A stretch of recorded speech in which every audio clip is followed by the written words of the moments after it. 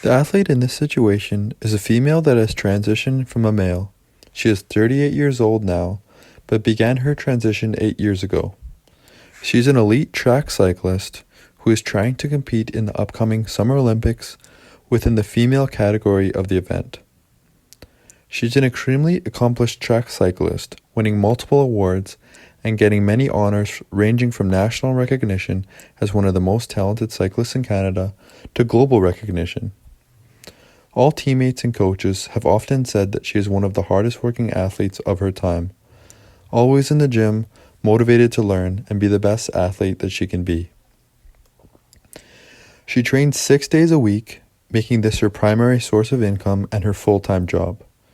She puts everything she can do into sport and has previously said that she sees it as her escape from the battle of being discriminated against within society. Since her transition, she has won several events, including setting the world record for the 200-meter sprint for females aged 34 to 39. As a cyclist, this can be an extremely challenging feat. However, the athlete has taken on the challenge and surpassed all expectations. Legally, she identifies as a female, as well as within society she is also viewed as a female, but she receives a lot of backlash from opponents, the media, and society for competing under the female category because some people believe that she has a competitive advantage over other women that she is competing against. One reason for the backlash is the fact that biologically, males have more muscle mass, but the athlete has lowered her testosterone levels since she has transitioned from a male to female and currently meets the requirements for participation of the IOC of a male to female transgender athlete, meaning that legally she should be allowed to compete as a female. The argument comes down to whether she excels because of her dedication, her commitment, work ethic to being an athlete, or the advantage of previously being a male. The science has said that lowering testosterone levels is sufficient enough to eradicate this biological advantage and create an even playing field. Should she be allowed to compete? The right answer will be for you to decide.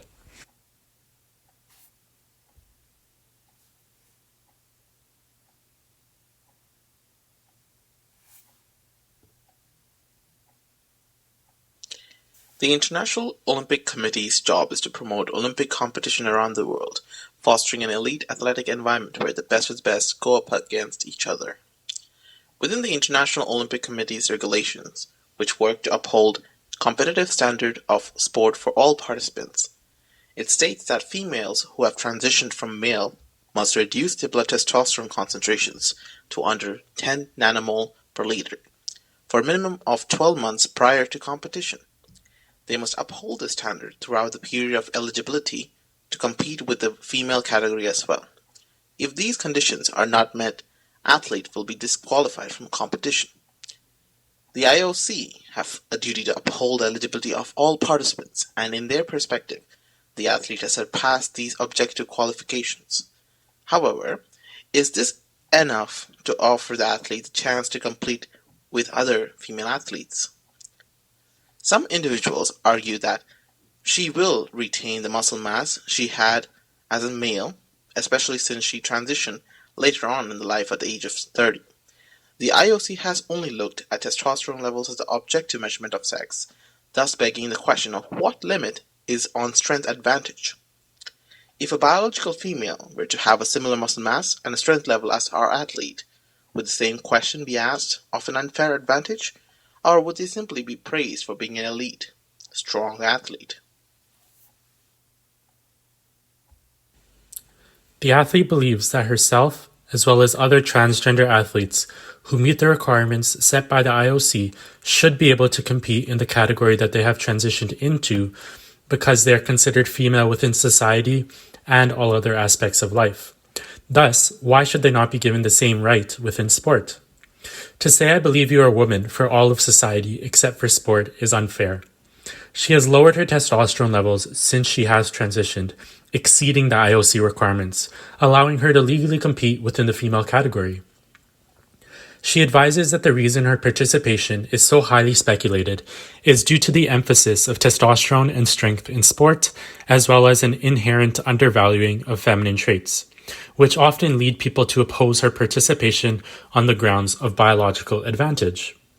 She argues that individuals have a fundamental right to make decisions regarding their identities and that others must respect those decisions. Failing to do so would fail to foster and support their achievements. After training her entire life and putting in an immense amount of work, she feels that being told she cannot do something is tremendously defeating. Are her achievements less valuable because her birth sex discounts her merit as a female athlete? She does not think so. She thinks that her hard work and dedication to being an athlete should be recognized for exactly that and nothing else.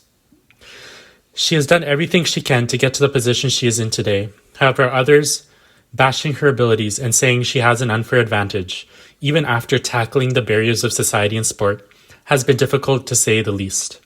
Is this a fair way to treat another human being? As a competitor at an elite level, she believes that if she is allowed to compete, her inclusion would make it more accessible to all individuals, regardless of their background.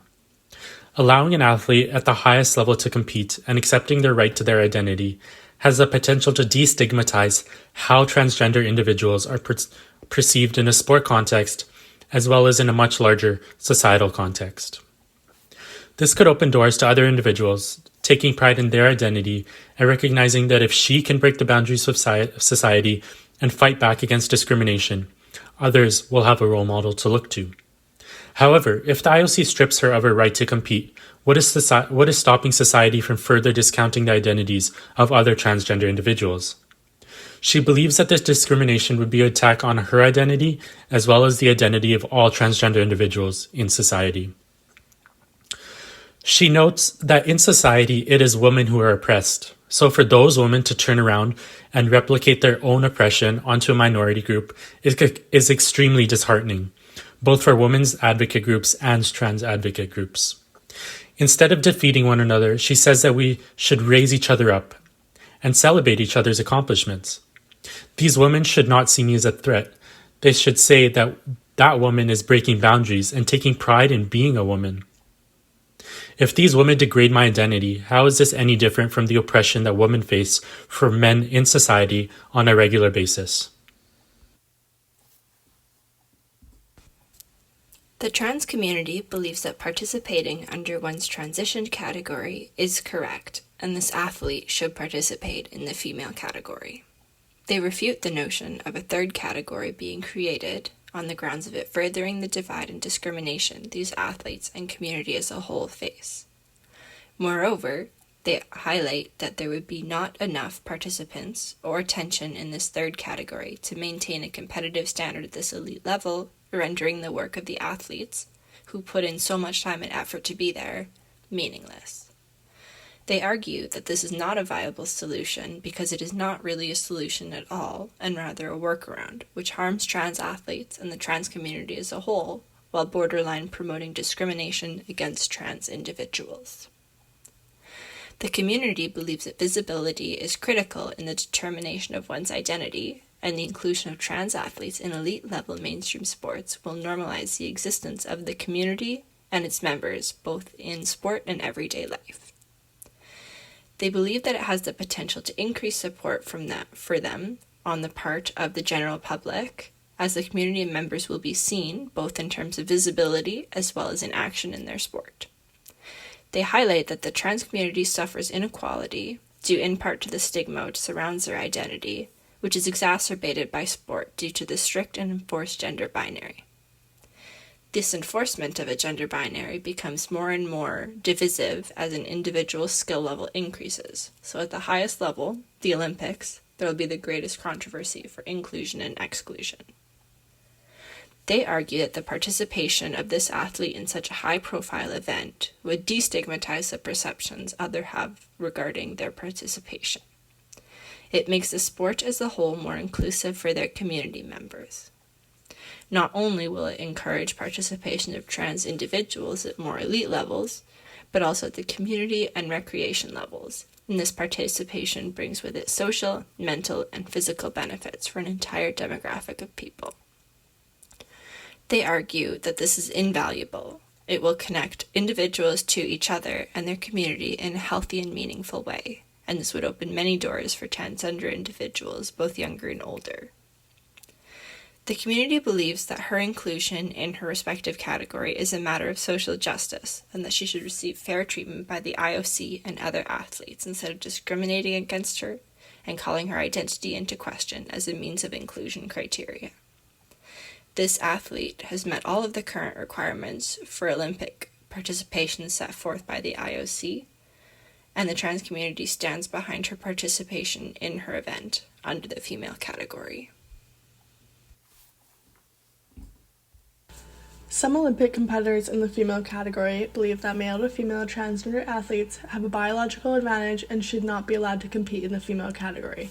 Many stating that there should be a separate category for these athletes, which is not male nor female. They point to the Olympics in the 70s and 80s where some female athletes given testosterone won almost every strength and power event, and they're worried about the future of female sport and the possibility of unfairness in competition and failure to maintain competitive standards at the elite level.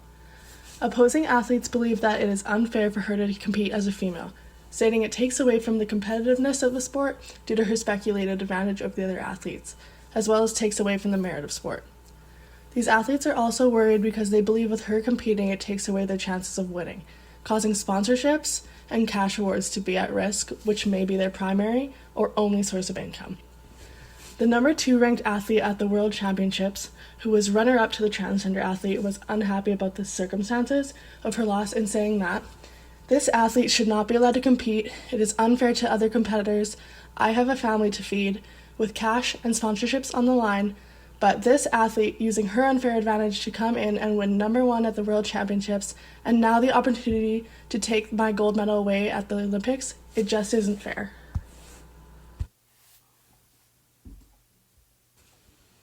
We need to consider the ramifications that the decision would have on other competitors.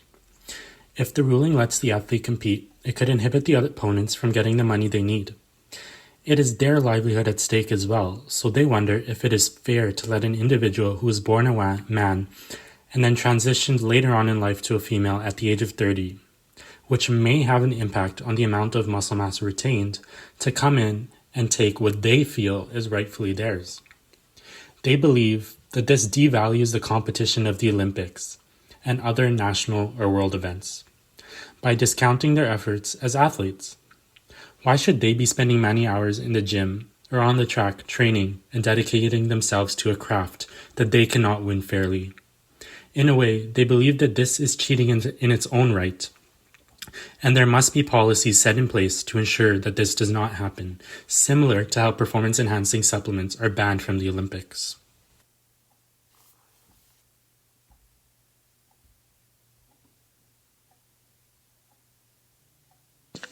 The upcoming 2021 Tokyo Olympics has created a great controversy over whether transgender athletes should be allowed to participate within the Olympics. This has caused IOC to revisit the rules and policies surrounding transgender participation in Olympic events. Your job as a third-party, neutral investigator is to use your expertise as well the arguments presented to you to come up with a decision as to whether this athlete should be allowed to compete in the upcoming 2021 Olympics.